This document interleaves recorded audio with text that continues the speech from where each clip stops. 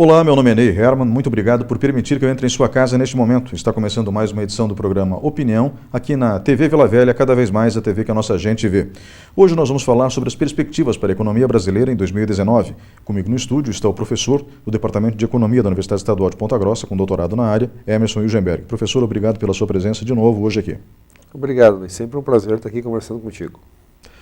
Vamos agora para um breve intervalo e voltamos em instantes. Programa Opinião. Apoio. Iniciativa Cartuchos. Tudo em informática, mas tudo mesmo. Supermercados Tozeto. Bem mais que um supermercado. Sicredi. Gente que coopera, cresce. E Box 101. O mundo virtual ao seu alcance. Olá, estamos de volta com o programa Opinião. O tema de hoje, perspectivas para a economia brasileira em 2019. Comigo no estúdio, o professor Emerson Ilgenberg, com doutorado na área, que trabalha no Departamento de Economia da Universidade Estadual de Ponta Grossa. Professor, a gente já conversou em diversas ocasiões, fazendo análises de cenários, e quando Dilma Rousseff, inclusive, se reelegeu, nós fizemos algumas entrevistas falando do cenário. O cenário não era muito promissor, como realmente acabou se confirmando. Nós tivemos nesses últimos anos uma disputa polarizada entre tucanos e petistas. Isso acabou gerando uma instabilidade muito grande no país, e refletiu no mercado, é óbvio. Essa polarização agora trocou como eu posso dizer, de personagens, né? Saíram os tucanos e entraram os apoiadores de Jair Bolsonaro. E Bolsonaro vence a eleição, levando em consideração o universo dos votos válidos, com uma diferença razoável. Foram quase 11 milhões de votos de diferença. Dilma Rousseff, na última eleição, já tinha vencido com uma diferença razoável, 4 milhões de votos. Então, sinceramente, há um vencedor na eleição. Ponto. Mas muita gente critica a escolha de Paulo Guedes por não ser um economista acostumado com a coisa estatal. E o aparelho do Estado demanda uma certa expertise, né? Então, é lógico que as pessoas ficam um pouco receosas. A história do superministério de Economia também não tem um histórico lá muito bem sucedido. Basta lembrar o governo de Fernando Collor com Zélia Cardoso de Mello, que foi uma experiência catastrófica, né, para o país. Daquilo tudo, lógico, acabou surgindo o Plano Real, que foi muito interessante. Mas o país sofreu. A verdade é essa, o país sofreu. E eu gostaria de conversar com o senhor, depois desse preâmbulo, para entender quais são as propostas de Jair Bolsonaro e como se isso se encaixa no horizonte para 2019. A gente conversava um pouquinho antes de iniciar a gravação do programa e o senhor disse que estamos começando a sair do fundo do poço.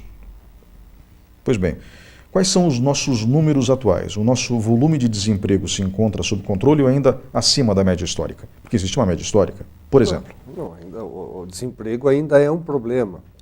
O déficit público continua sendo o problema e talvez o problema mais grave a ser gerido pelo próximo governo. A inflação ainda não é um problema, mas se o déficit continuar com a sua trajetória, nós teremos aí sim inflação como problema.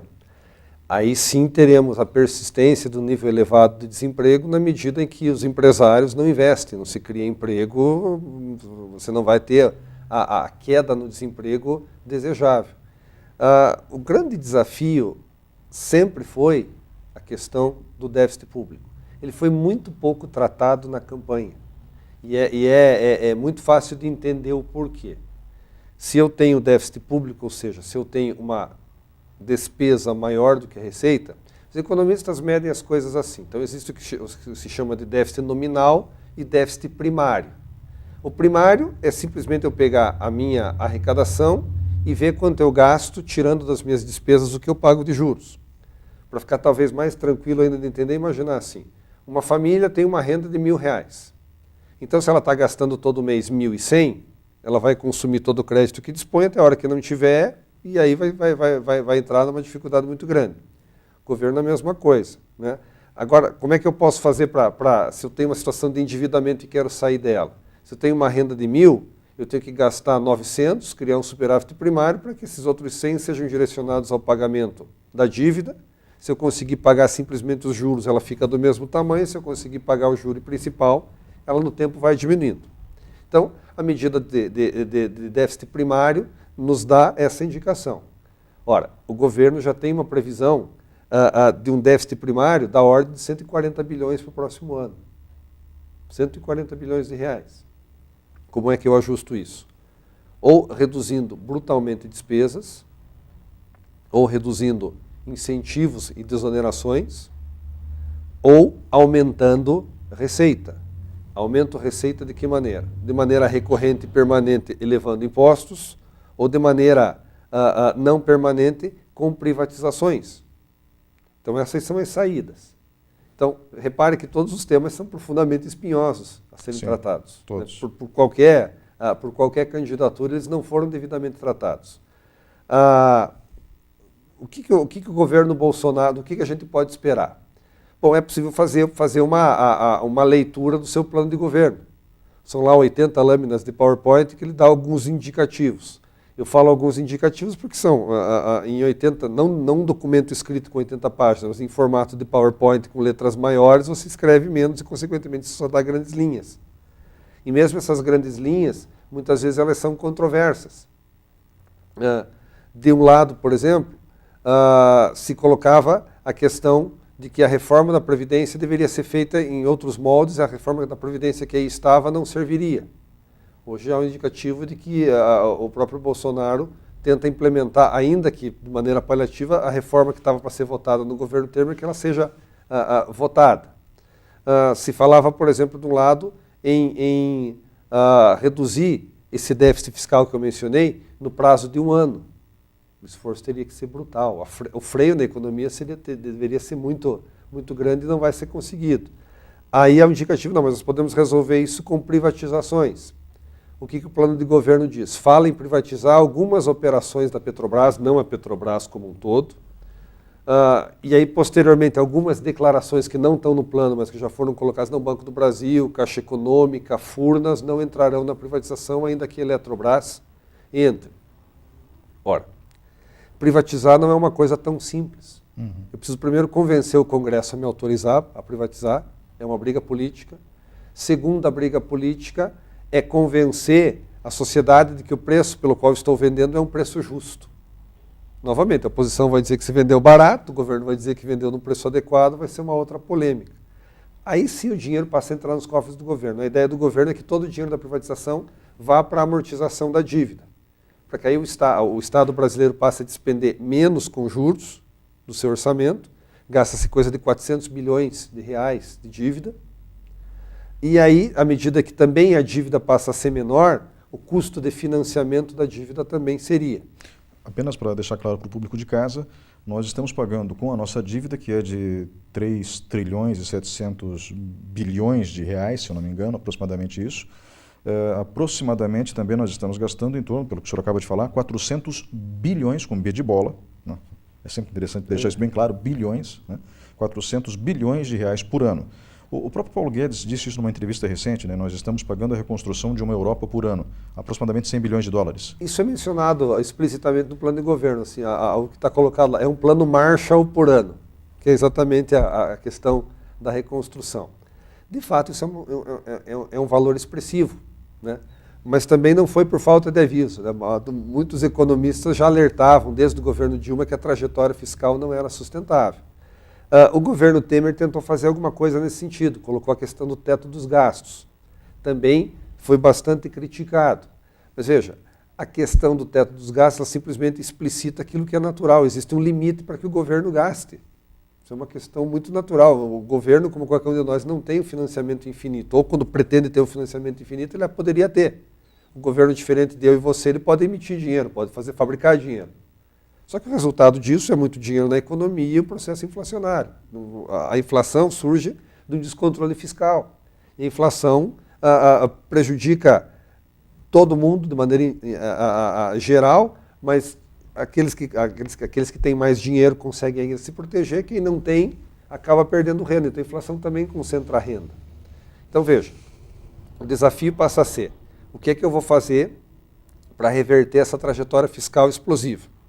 Tenho que mexer com previdência. Esse é o primeiro desafio. Né? Tenho que também cumprir com... E ao mesmo tempo, veja, curiosamente, eu tenho essa situação para enfrentar, e aí você vê declarações do tipo, não, nós vamos mexer no imposto de renda de maneira com que pessoas que ganham até 5 salários mínimos não paguem imposto de renda e pessoas que ganham acima disso paguem 20% numa alíquota única. São propostas que apareceram. Muito difíceis de serem implementadas no primeiro momento, primeiro por essa questão fiscal, segundo porque a Constituição impõe no imposto de renda a questão da progressividade. Então, para que seja possível mudar isso, eu preciso negociar com o Congresso. E aí também, uma das primeiras frases que aparece no plano de governo é um governo sem um toma lá da cá. É evidente que nenhum de nós aqui, nem de perto, acha natural o comportamento do Congresso e do Executivo que nós observamos nesses últimos acontecimentos levantados pela Lava Jato. Mas, ao mesmo tempo, ainda que seja, vamos dizer assim, um toma lá da cá mais republicano, no sentido de defender interesses de vários grupos, o diálogo vai se impor. Então, ainda que o governo tenha essa vontade, né, de ser mais voluntarista, né, de tentar fazer, ele vai precisar conversar com o Congresso, porque muitas das coisas que ele pretende fazer não são por maioria simples, são por 2/3, porque muitas dessas coisas exigem emendas constitucionais. Votação qualificada. Exatamente. Então, quer dizer, eu tenho que ter um leque de apoio bastante amplo. Talvez agora, no começo do governo, como em qualquer governo, nesse período de lua de mel, isso seja possível.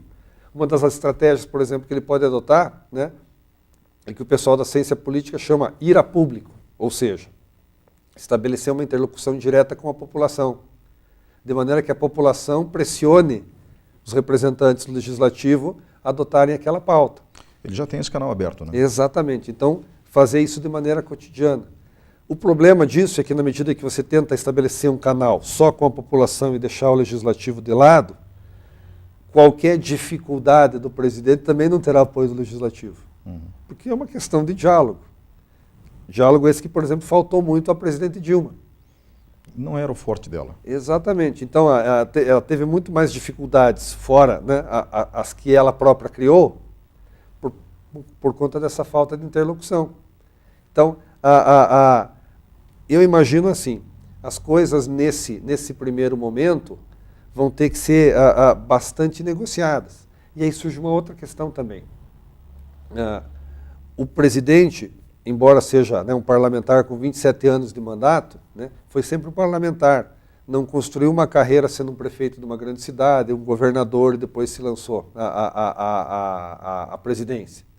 As pessoas que o cercam, ainda que tenham, né, alguma competência, também não têm essa experiência. Nós estamos falando de Paulo Guedes. Temos a notícia recentíssima do Sérgio Moro, ainda que seja uma figura, né, que dispensa maiores comentários, mas não é um político. A parte boa é essa, quer dizer, e até foi esse o anseio da população. Nós queremos alguém de fora desse meio. Esse é o grande anseio, alguém que venha para mudar tudo que está aí. Essa é a parte boa. A parte ruim, que essas pessoas também precisam aprender como é que se joga o jogo. A gente tem algumas declarações que também são incongruentes. De um lado, no plano de governo, se coloca lá, nós vamos não só manter o tripé macroeconômico, que vem lá desde a época do Fernando Henrique, mas vamos avançar no sentido de um banco central independente. O que é que significaria isso? A ideia de um banco central independente é que o presidente do Banco Central tem um mandato. Hoje ele não tem um mandato, hoje é nomeado pelo presidente e demissível a qualquer momento. Ele teria um mandato. Esse mandato não coincidiria com o mandato do presidente da República. Então, isso é um Banco Central independente. Então, o Banco Central recebe uma missão que é controlar a inflação, vai cumprir essa missão independente do que o Executivo fizer, que o Executivo não consegue mais determinar o que vai fazer. Ao mesmo tempo que existe essa proposta no plano de governo, se coloca lá que o Banco Central será independente, mas trabalhará em conjunto. Como se ele precisa trabalhar em conjunto, ele não pode ser independente, ele tem que trabalhar em conjunto, ele tem que ser dependente. Não tem como. Aí o Paulo Guedes fala, não, mas se tiver muito problema, se começarem a especular com dólar, por exemplo, né, vai ser muito bom para mim, que eu tenho bastante dólar, né, a reserva do país é grande, se o dólar ficar alto, eu vendo dólar e vou realizar um lucro bastante significativo. Ainda que ele seja teoricamente um super-ministro, o mandato e as funções dele não atingem o Banco Central. Então, nós passamos a nos perguntar, até onde vai essa independência? Então, os sinais, às vezes, são um pouco contraditórios, assim. Então, a gente fica ainda pensando, vamos dar tempo ao tempo, ver o que era simplesmente uma questão política, uma grande mensagem, e como é que a realidade vai se impor diante disso. Porque se privatizações, reformas da Previdência, a própria questão do Banco Central, que é bastante sensível, isso precisa ser negociado junto ao Congresso. A pergunta também que se faz, qual o Congresso? Como é que, né, ainda que a bancada simpática ao presidente tenha ganho espaço, né, ainda existe o Centrão. O que o Centrão vai querer em troca? Quer dizer, esse governo sem o toma lá da cá, a gente gostaria muito que existisse, né? Ou ao menos que a conversa fosse o quão republicana possível. Não sabemos como vai ser, né? Ele vai ter que negociar. Ele fala no Ministério de Notáveis, como tem tentado colocar na economia, colocou agora na justiça, mas em outras áreas ele vai ter que, de novo, nós continuamos num presidencialismo de coalizão. Isso não mudou. Né? Mudaram os atores, mas a regra do jogo continua a mesma. O presidente vai precisar de apoio. Rezemos para que, pelo menos dessa vez, os partidos que deem suporte indiquem pessoas tecnicamente qualificadas, e não meramente políticos para atender aos interesses desse ou daquela corrente. A questão toda, o presidencialismo de coalizão, teoricamente falando, ele não é ruim desde que você esteja defendendo ideias e não pessoas. Né? E esteja defendendo interesses da sociedade e não interesses de pequenos grupos ou de indivíduos, o que é muito pior. E o grande problema é que o presidencialismo de coalizão, ele se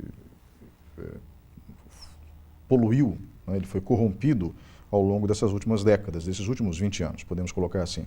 Então, realmente, logo depois do impeachment do presidente Collor, houve um movimento de união de esforços para manter o país estável. Eu reconheço isso, eu acho que isso é mérito do Congresso Nacional e daquele Congresso Nacional lá do começo dos anos 90.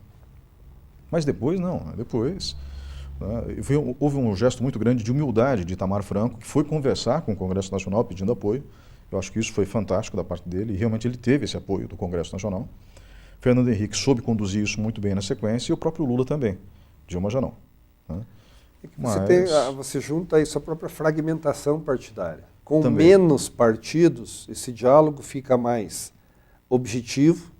Você sabe assim, que o seu interlocutor tem alguma importância e consegue representar, né, aquele grupo com que você está conversando, as coisas ficam menos volúveis. Quando você tem uma série de pequenos grupos, né, você também pode fomentar pequenas traições, só que um grande número de pequenas traições torna-se uma grande traição. Exato. E aí você não consegue, ou tem que ficar toda hora negociando espaços, cargos, vantagens.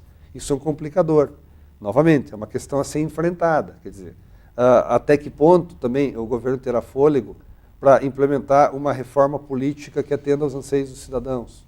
Então, é que a agenda ela é bastante ampla. Existe a agenda comercial, a tendência agora é que sejam estabelecidos acordos bilaterais, abandonando aquela ideia de blocos, negociando com blocos. Ao mesmo tempo, o próprio empresariado que apoiou, né, já manifesta algumas preocupações quanto a isso. A fala do Paulo Guedes agora, não vamos olhar para Chile, para China, para Estados Unidos, vamos abandonar um pouco o Mercosul. Tudo bem, você até pode imaginar, o Mercosul tem países que comercializar hoje é difícil. A Venezuela, no que nós temos para trocar com a Venezuela, por exemplo, com um país menor, com a Bolívia, em termos comerciais, não políticos, né? Então, o que nós temos para comerciar? Mas, ao mesmo tempo, nós temos a Argentina, nós temos o Paraguai, nós temos o Uruguai. A Argentina, nós temos um acordo automobilístico bastante importante. Então, como é que vai ser feito isso? Ou, de um lado,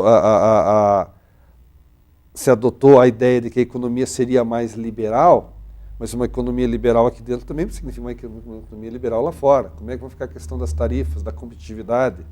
Será que o empresariado está disposto a apoiar essa ideia? Me parece que não. Também as condições para a competição aqui dentro ainda são muito complicadas, mas como resolver isso? Então, basicamente assim, existem grandes ideias. Né, num documento assim que fala sobre saúde, educação, segurança, economia, né, em letras tamanho 16, né, no PowerPoint, são simplificadas, são grandes ideias. Ainda não sei, a gente não consegue ter claro como fazer. Porque no limite, Ney, assim, se eu imaginar, e for olhar as grandes linhas de governo, todas elas vão dizer, nós precisamos melhorar as condições de saúde, de educação, precisamos ter controle da inflação, precisamos diminuir o desemprego. Isso é uma pauta única que vai da esquerda à direita. Exato. Agora, o como fazer, e a preocupação passa a ser como este governo vai tentar implementar isso, é que a gente ainda precisa ver, né? Fala-se, por exemplo, ao mesmo tempo que falou, vou manter o tripé macroeconômico. O tripé macroeconômico pressupõe controle do déficit público, né? Controle da inflação e câmbio flexível. Mas já se fala num câmbio que não pode variar, nós temos que ter aqui um certo parâmetro para câmbio. Aí alguém fala isso, aí o ministro, ou o futuro ministro Paulo Guedes, não, quem fala sobre economia sou eu. Quando o futuro ministro da Casa Civil, Onyx, fez algum comentário. Então ainda também há um certo bater de cabeças ali, talvez natural por conta disso. Quer dizer, se nós estamos querendo colocar pessoas novas que são de fora, a gente também tem que ter um pouco de paciência para entender que essas pessoas precisam compreender como funciona e ter também muita cautela. Porque uma coisa é uma fala, se a gente for voltar, por caso do Bolsonaro, por qualquer outro. Uma fala quando eu estou lá, não tenho tanta a expressão no Congresso. Então eu não estou falando para a nação, talvez esteja falando para o meu grupo de eleitores, eu posso ser mais contundente. Ter falas que atendam a esse grupo, ainda que o restante da sociedade não concorde. Afinal de contas, eu estou falando para aquele grupo. Aí eu passo a ser um candidato à presidência da República. Eu tenho que ter a preocupação de falar para o meu grupo e para atrair outros, porque eu preciso ser eleito.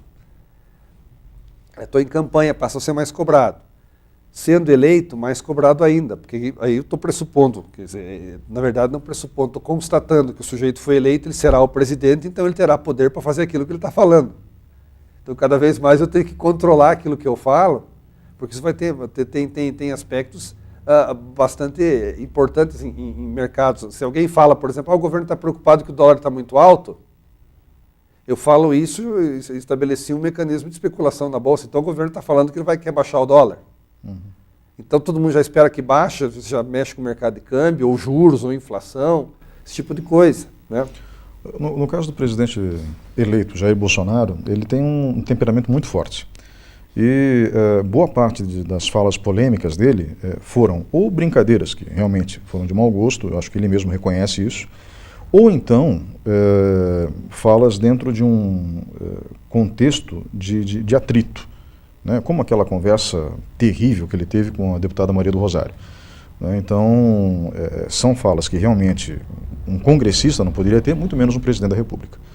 Mas, se a gente analisa o contexto em que elas foram proferidas, você acaba entendendo, né, não concordando, é diferente. Eu falo isso em relação aos posicionamentos polêmicos do presidente, que ele deixou bem claro agora nessas últimas entrevistas, que foram pontuais. Não significa que aquilo resume a crença dele em determinados aspectos, mas eu quero crer, né, que ele também vai ter um pouco mais de cautela na fala. Né. A equipe dele, eu não sei, porque na realidade ele está escolhendo pessoas muito parecidas com ele, tirando algumas exceções. O próprio Paulo Guedes, eu acho que ele tem uma perspectiva de mexer na coisa pública muito otimista. Quando o senhor fala aqui, como que ele vai fazer isso? Esse como é que deixa muitos economistas, como o senhor, na dúvida. Afinal de contas, ele não tem experiência na máquina estatal, ele sabe do que ele está falando, ele conhece a lei para poder mexer nisso. Não é a dúvida só que o senhor tem como economista, ou que outros economistas têm, mas é a dúvida que todos têm. Né? E eu rezo para que o governo tenha como eu posso dizer, uma visão de mundo perfeita, né, e consiga operacionalizar tudo. Mas eu tenho algumas perguntas para o senhor, a gente só vai para o intervalo rapidinho, professor, e a gente já volta porque eu quero questionar um pouquinho o seu conhecimento dentro dessa área. Fique com a gente, nós já voltamos.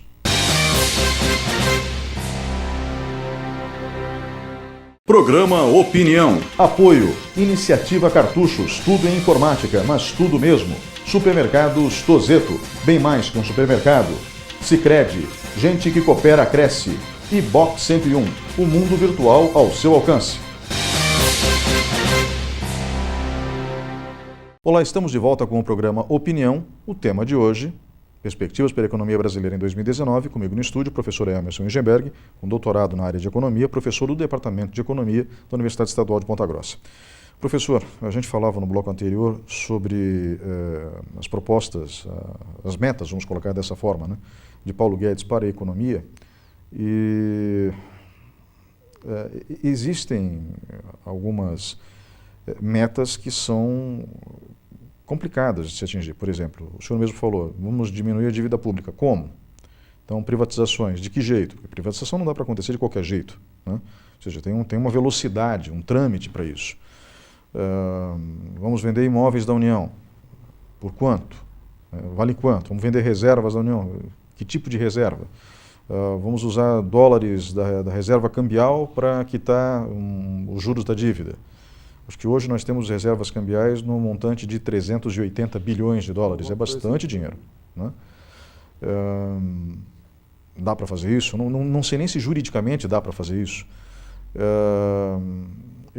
Conversando esses tempos atrás com um colega seu do departamento e ex-reitor da BPG, o professor Paulo Godoy, que é seu amigo também, o professor Paulo Godoy teve uma ideia muito interessante de trocar a dívida velha, que está custando 14% ao ano, por exemplo, por dívidas novas por 6% ao ano, né? Ou seja, trocar uma dívida antiga cara por uma dívida nova mais barata. Não é uma ideia ruim também. Eu só não sei, do ponto de vista jurídico, se isso é personalizável. É usual, o governo faz leilões de rolagem, que a gente chama. Que justamente é você tentar melhorar prazo, taxas de juros. Isso não é uma coisa incomum, muito antes pelo contrário. A questão toda né, as pessoas também, os agentes econômicos têm que topar, né? Alongar a dívida e topar financiar por um valor menor. E esta é a grande dificuldade, quer dizer, quais são as sinalizações que eu tenho que dar? É como qualquer pessoa, como qualquer empresa. Uma empresa, quando vai tomar dinheiro emprestado no mercado, ela pode fazer isso, né? Ela tem que mostrar o que para os seus futuros credores? Que ela terá condições de pagar aquilo que foi combinado, no prazo combinado, porque ela tem saúde financeira, aquele dinheiro que ela está tomando emprestado será bem aplicado, né?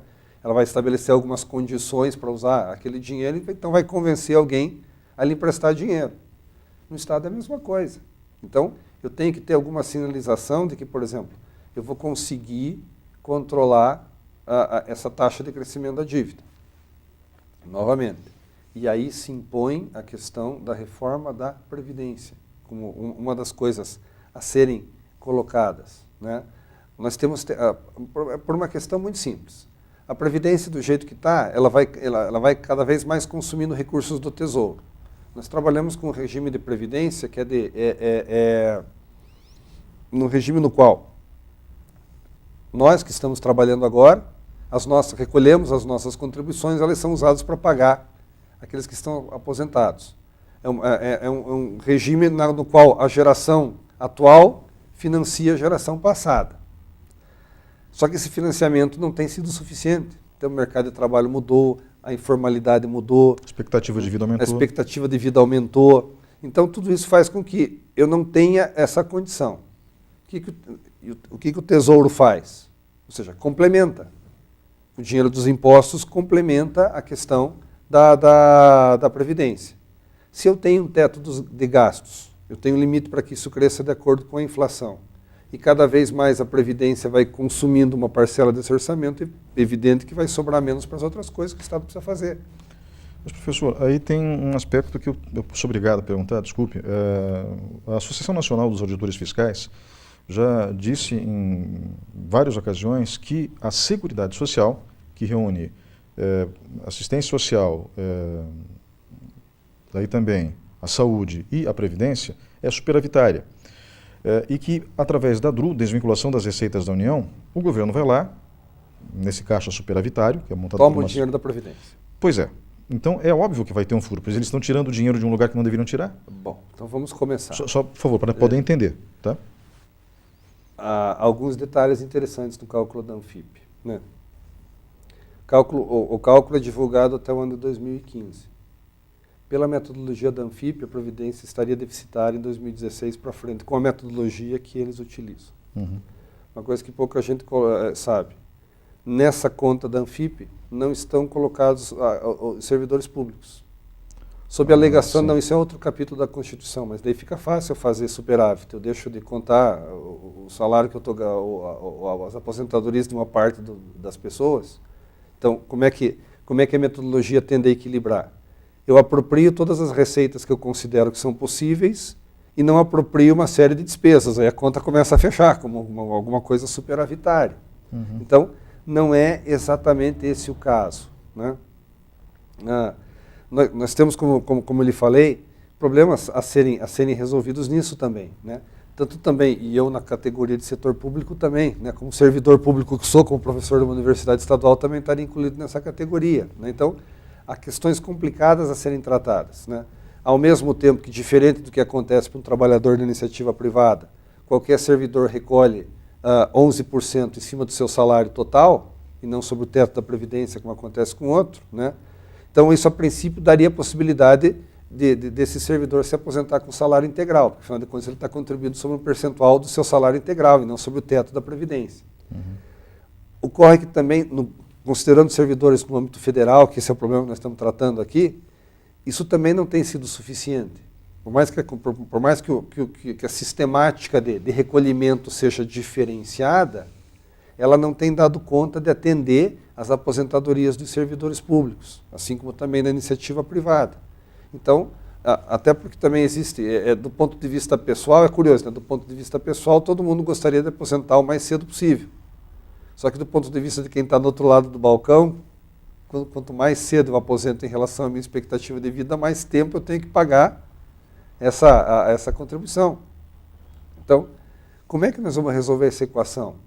Não se houve menção em idade mínima para aposentadoria, por exemplo. Um tema como esse não foi tratado, né, na campanha. O nosso futuro superministro sinaliza com a possibilidade de eu ter na Previdência um regime de capitalização, como se fosse uma Previdência privada. Exato. O senhor poderia explicar isso para o público de casa?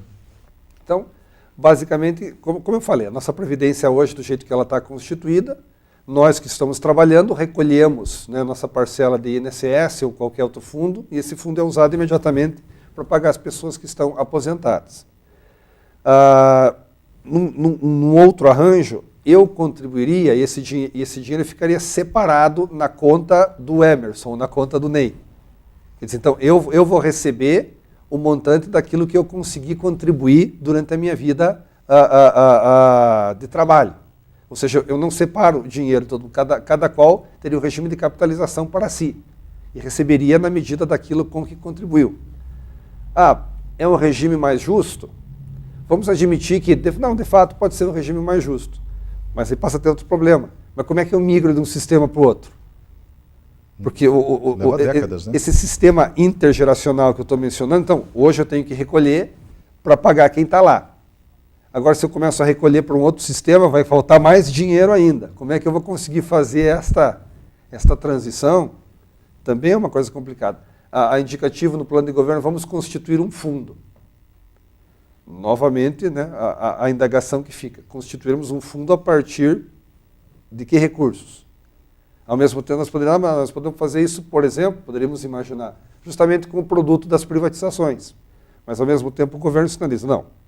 A nossa intenção é que todo recurso que vier das privatizações seja aplicado na amortização da dívida para que nós tenhamos mais dinheiro, deixemos de pagar tanto juro, para tocar as atividades que o governo necessita. Então as coisas ainda estão assim, estão muito no ar, né? Então a gente ainda está procurando entender de fato agora como a realidade vai se impor para o governo, até onde ele vai conseguir chegar com algumas pautas econômicas, né? Evidentemente existem outras, existe a pauta da segurança é muito forte, inclusive acho que poderíamos dizer sem sombra de dúvida que foi o carro-chefe da campanha. Assim como combate à corrupção, né?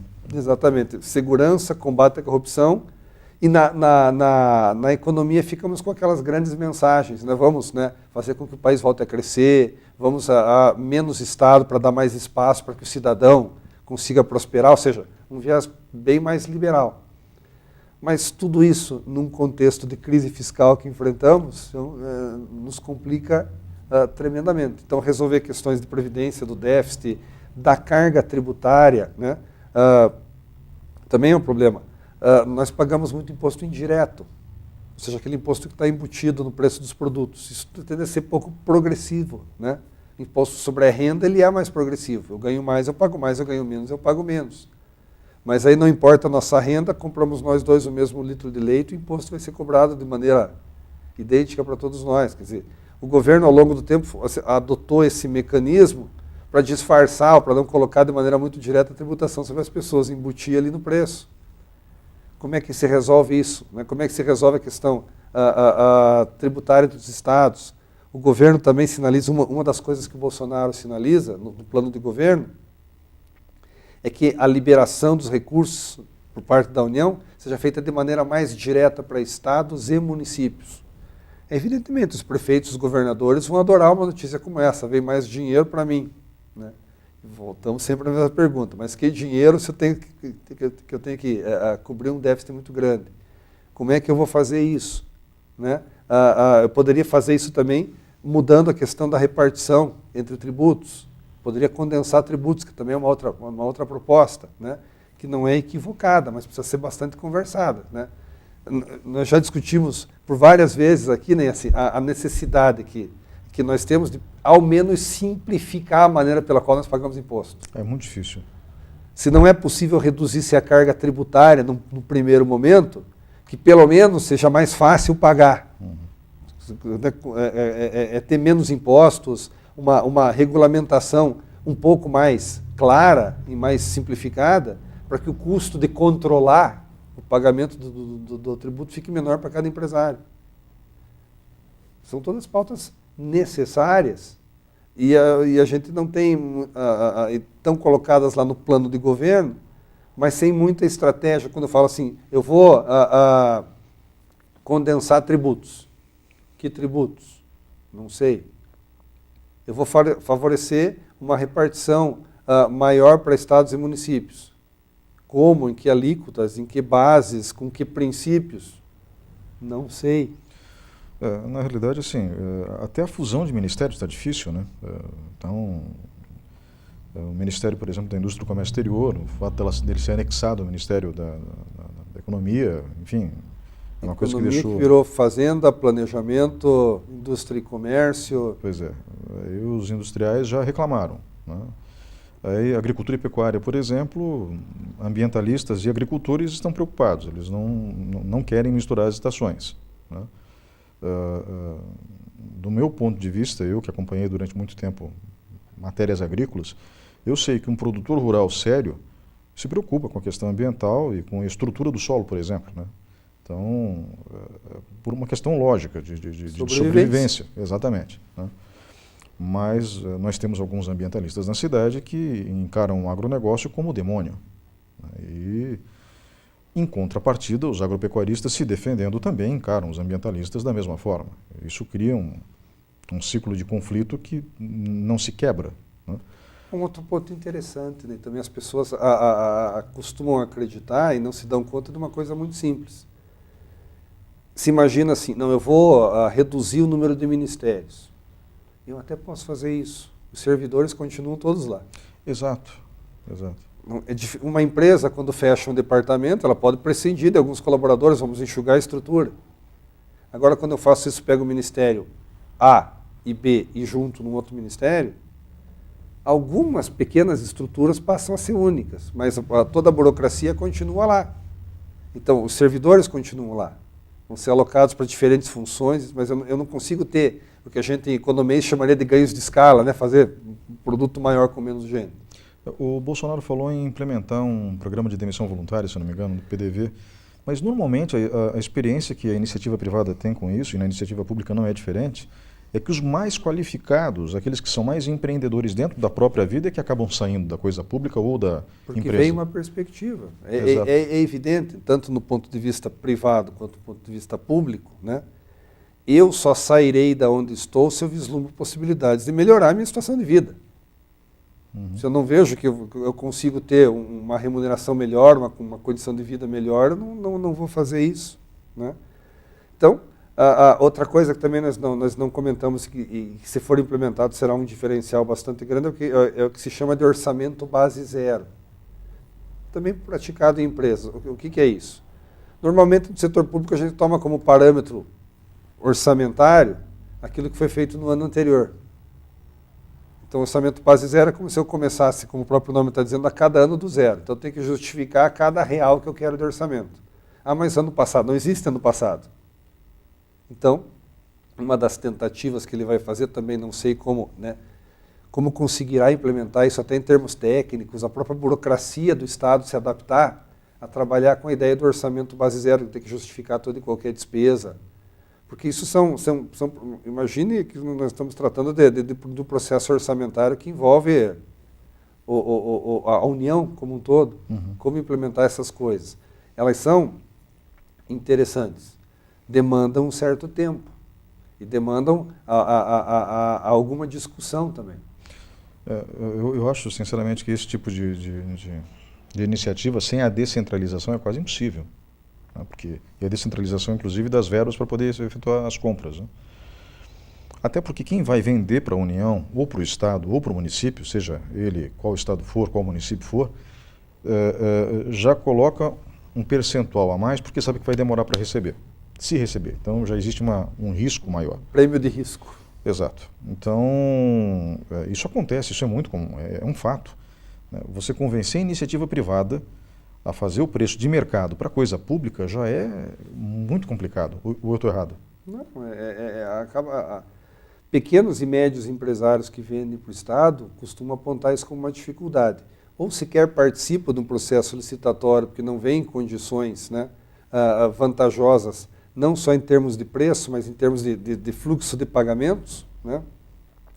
Ou quando fazem, até para suportar o custo financeiro. Imagina, se eu tenho uma determinada contratação de serviço, no setor público, talvez no setor privado, talvez eu consiga tratar, não, se me paga 30% agora, 20% no meio de serviço, 50% quando eu te entregar, alguma coisa desse tipo, né?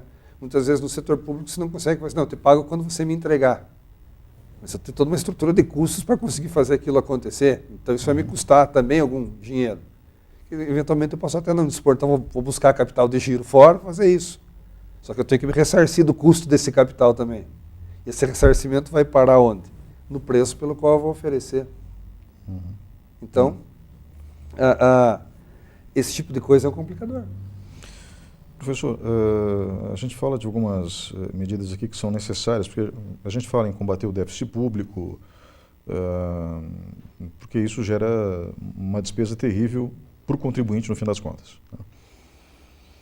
Mas também tem a questão da geração de emprego, que só acontece com a retomada do crescimento.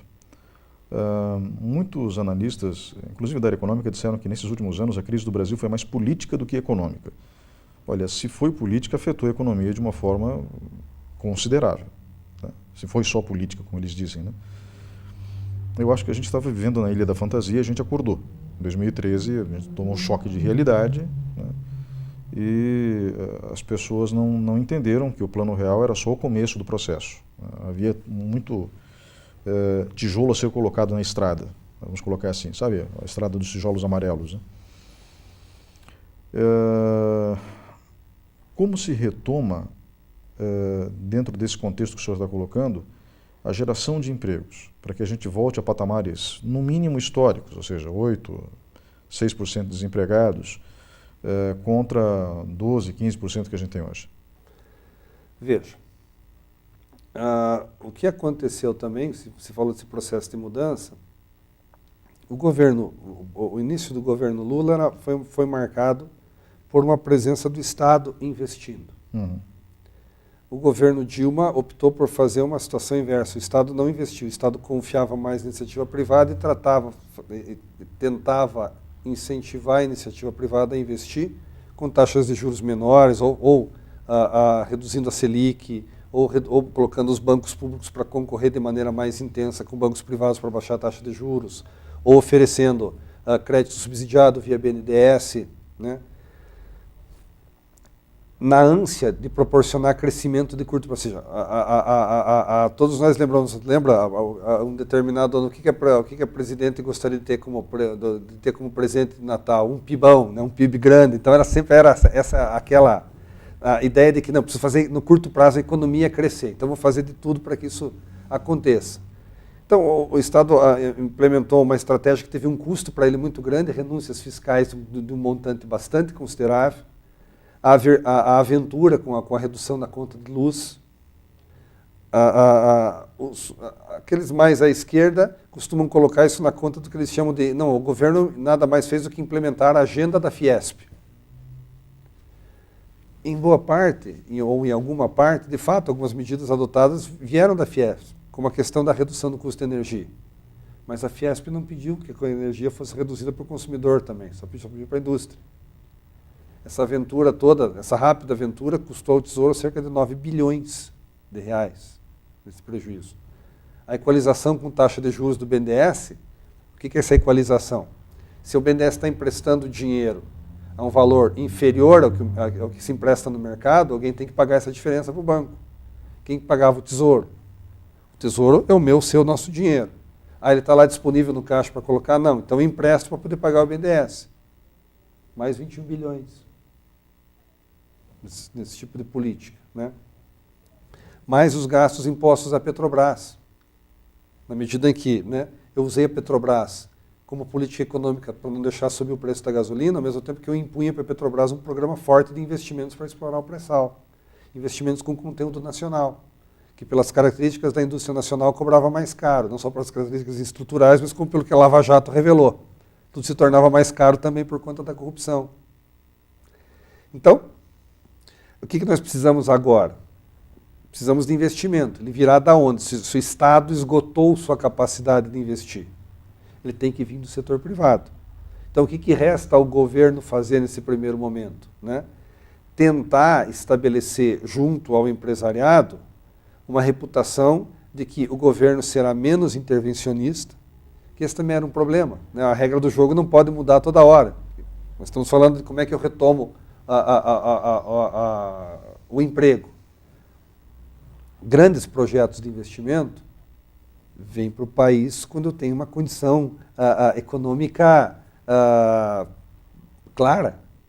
Então, o papel do governo nesse primeiro instante é demonstrar qual é a regra do jogo que nós vamos jogar e nós vamos bancar esta regra. Dar o máximo de previsibilidade possível, para que o investimento privado agora consiga retornar. Porque o investimento público nesse cenário de dificuldade fiscal, com a intensidade que seria necessária, é complicado. Eu posso tentar outras alternativas, como até para melhorar também a infraestrutura e a produtividade, uma estratégia nova de concessões, por exemplo, né? Então, buscar outras alternativas. Ao mesmo tempo que isso acontece, e aí começa também a ter essa preocupação do empresariado. O empresariado, de um lado, apoiou o governo, do outro lado, vai perceber que se o governo adotar uma estratégia liberal, por definição, qual é? Estado é Estado, empresa é empresa. Então, a empresa tem que concorrer com as demais empresas, porque, afinal de contas, uma economia liberal pressupõe concorrência interna e externa. Uhum.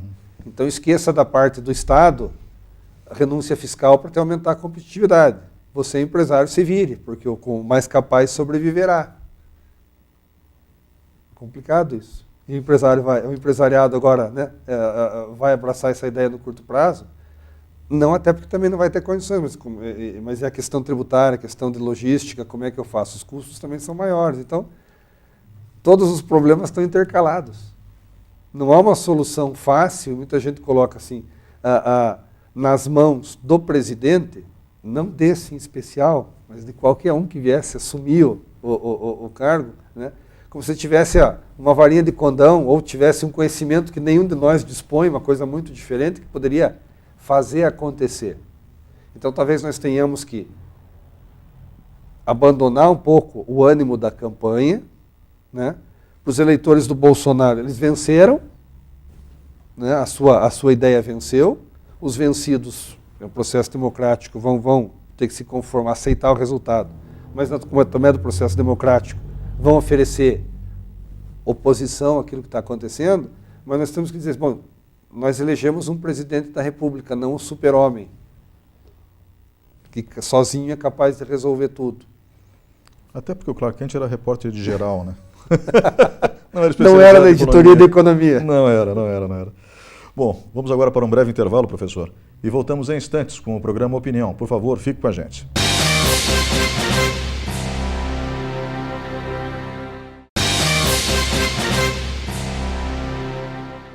Olá, estamos de volta com o programa Opinião. Este é o quarto e último bloco. Comigo no estúdio está o doutor em Economia, Emerson Ilgenberg, professor da Universidade Estadual de Ponta Grossa. Professor, estamos chegando no fim do programa. O que o senhor deixou bem claro nos blocos anteriores é que as soluções e as perspectivas para a economia em 2019 estão ligadas a uma série de medidas que apresentam influência mútua. Foi o que eu pude entender, né? Daí assim, o Paulo Guedes sozinho não consegue, né? Ele vai precisar de uma equipe, né? Pelo que o senhor conhece do meio, ele tem, obviamente que o governo tem, mas ele tem também acesso a bons economistas, a pessoas que tenham condições de trabalhar em conjunto com a delegação de tarefas? Veja, essa é uma pergunta bastante interessante, porque tudo vai depender da missão que ele der para essas pessoas. Por exemplo, nós estamos agora, vamos definir, provavelmente agora na sequência, quem vai presidir o Banco Central. Quem vai presidir o Banco Central vai ser uma pessoa com um perfil adequado? Bom, tudo vai depender da missão que eu quero dar para essa pessoa com perfil adequado. Se eu pegar, vamos imaginar assim, não é o caso desse governo, mas só para as pessoas entenderem. Eu quero um bom executivo para presidir a Petrobras. Mas eu vou dizer para esse executivo assim, olha, o negócio é o seguinte, nós não podemos aumentar o preço da gasolina pelos próximos 3 anos, aconteça o que acontecer, e você tem que investir um monte de dinheiro que nós precisamos. Preciso de você para isso. Será que essa pessoa com um perfil adequado vai topar uma missão como essa, que é inexequível? Mas não, muito obrigado, não tenho condições de atender nesta missão. Então, a presença de pessoas qualificadas também vai depender do que eu vou dar para elas como tarefa. Nós temos alguns indicativos. O Sérgio Moro assumiu a pasta da Justiça, estamos imaginando então que o presidente lhe deu as condições que ele achava adequadas para colocar sua biografia à disposição da missão na Justiça.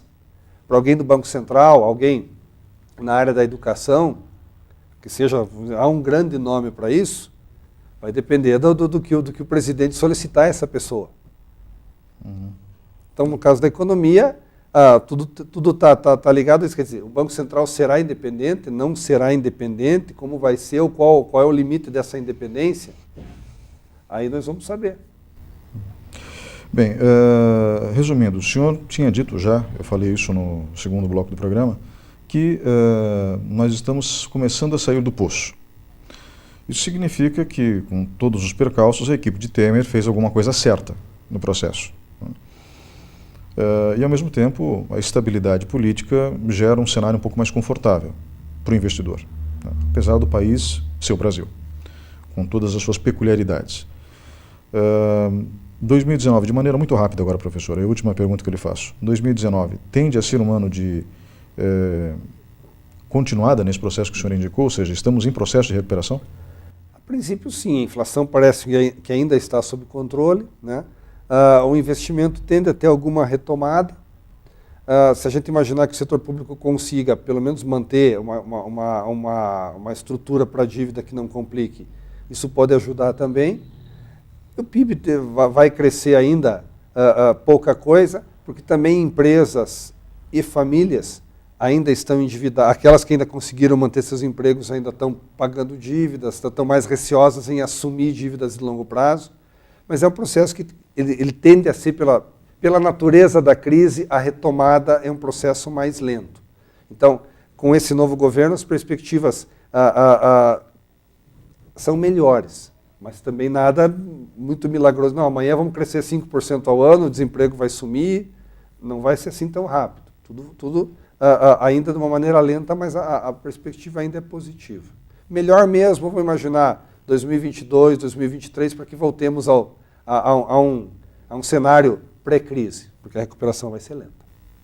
Professor, novamente, muito obrigado pela sua presença hoje aqui e muito obrigado a você que estava me acompanhando até agora, junto com o professor Emerson Ilgenberg, doutor em Economia da Universidade Estadual de Ponta Grossa. Nós vamos encerrando o programa de hoje e agradeço novamente a sua audiência. Voltamos na semana que vem.